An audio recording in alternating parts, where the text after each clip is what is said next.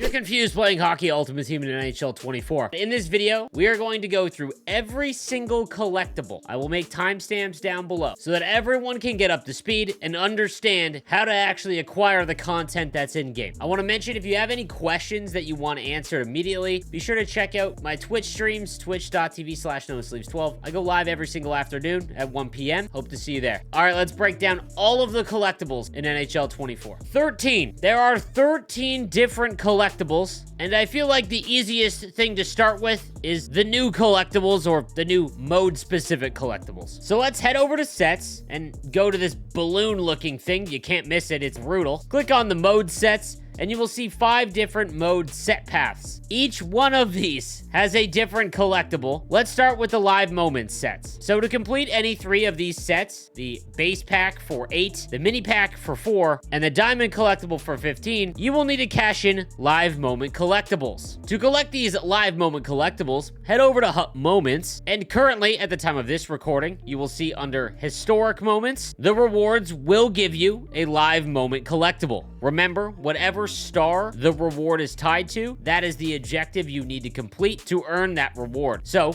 the live moment collectible, it is the top star, meaning that you've got to score a goal with Danton Heinen in this specific moment. Now, currently, there are only 2 historic moments. Each one will give you a live moment collectible. The other place to acquire live moment collectibles is the Headliners event. And again, this will update throughout the year with whatever event is currently out. You will see that the first 4 will give you a live moment collectible. And then, for whatever reason, the rest of these moments don't offer a live moment collectible. In my opinion, I think every single moment that comes out post-launch should have a live moment collectible. But hey, it is what it is. Now, in terms of what you should do with live moment collectibles, just save them until you have 15 and cash them in for a diamond collectible. I will explain what that is in just a little bit. The reason why I say not to go for the mini pack or the base pack is you have no shot at actually pulling anything of value. You might as well just save the 15, however long that takes, to get a diamond collectible. Next up, we've got the Hut Rush sets, and those will reward you with bronze collectibles. To earn the bronze collectibles, head over to Hut Rush, and you will see that along the reward path, there will be various tiers that have bronze collectibles. In this current one, the tier 5 has a bronze collectible, tier 10 has 2 more, tier 15 has 3, and tier 21 has 10. Again, for the bronze collectible sets, I would recommend trading in 8s for a diamond collectible, meaning that if you complete the Hut Rush reward path, you will net yourself 2 diamond collectibles. And again, we'll show you those sets in just a little bit. The 3 gold players pack as well as the premium pack are both very low tier packs, and while you would be able to get 2 as well as a 3 gold players pack if you were to use all 16 collectibles from the reward path, a premium pack is basically like the base one that you open, and those are always scams anyways, so just throw them into the diamond collectible. Next up, we've got the squad battles sets. Now these will have you cashing in silver collectibles. Now you guessed it, you want to head over to squad battles, and you will see that if you go through the rewards, you will get that balloon looking pack that will net you a various amount of silver collectibles. Elite 1, which is what most of the hardcore players will grind for because top 100 is completely random, that will net you 15 silver collectibles. Obviously, each tier below will net you less and less. Now, when it comes to using your silver collectibles, this might be where you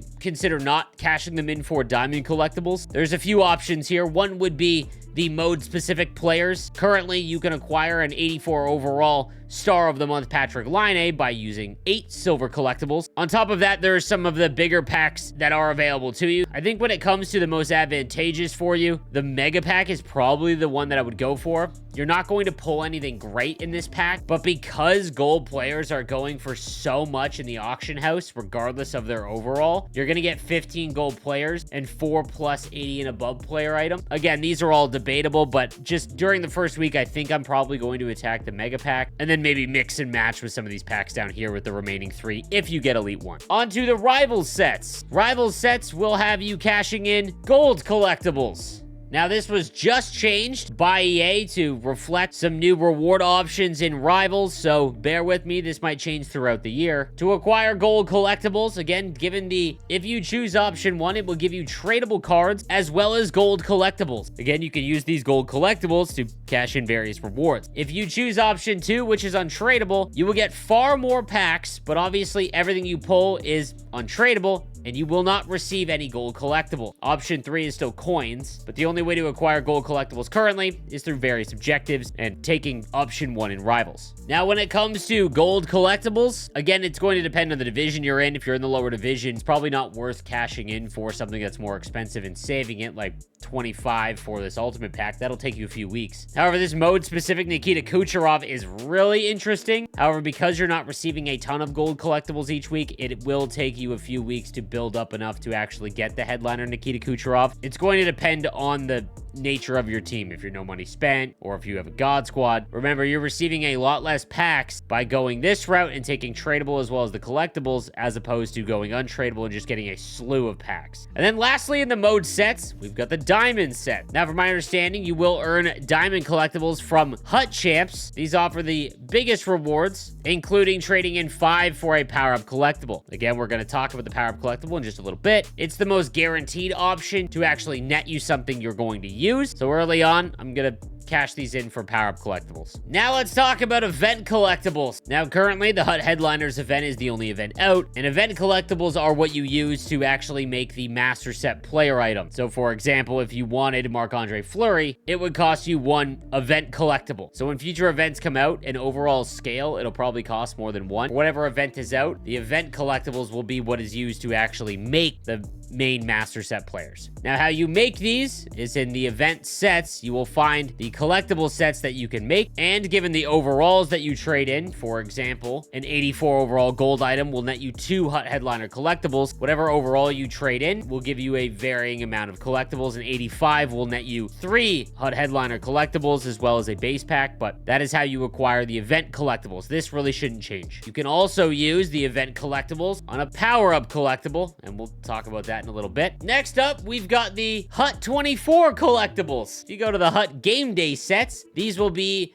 pertaining to the cards that will go up in overall if they are to win against their opponent. So for example, Jacob Markstrom, you can make his 83 overall game day card by trading in 7 of these Hut 24 collectibles. To make a Hut 24 collectible, there's a few ways to do it. One is by trading in 1 headliner collectible, or whatever event is out, as well as cashing in various overalls. They will also net you a Hut 24 collectible. I'll be honest with you, very rarely are these worth it. It's easier to just buy the card tradable for a cheaper cost. Next up, the XP collectibles. If you click on the Quest for 99, you will see there'll be varying different levels throughout the year. You cash in these XP collectibles and you will get a bunch of different rewards on top of a Hut 99 token. You will get these from logging in and doing the daily objectives, things like that. If you cash in 40 Hut 99 tokens, you will get a choice pack of varying 99 overall players. Currently, the only ones we know of are Cale Makar and Connor Bedard. The other ones we're not sure of just yet. Expect to see this around the middle of May. On to the Star of the Month collectibles. So the Star of the Month was released with varying players that received recognition for their month, and they will allow you to make these cards. For example, this Jack Eichel 86 overall Star of the Month card,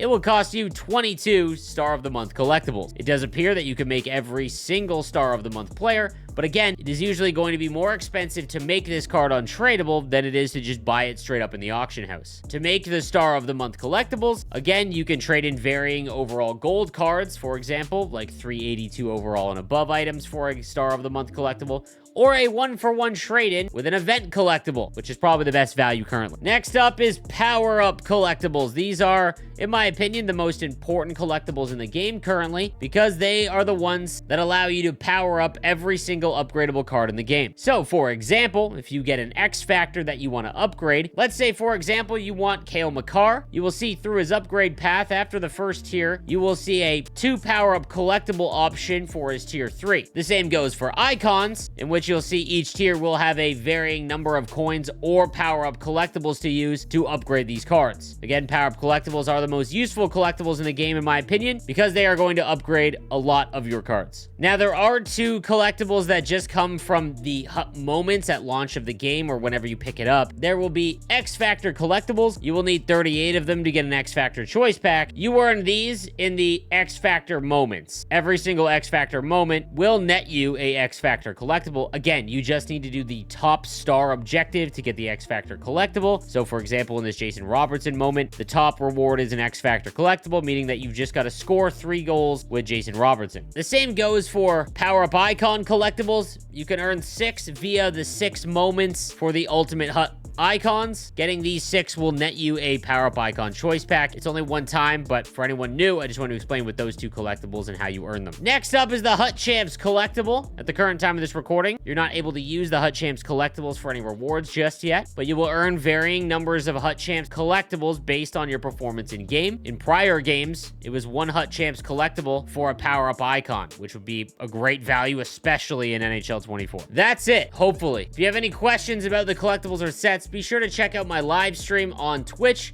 I go live every single day at 1 p.m. Eastern Time. I'll be happy to show you and walk you through anything live in real time. Thank you guys again for watching. I'll see you next time. Have a good one.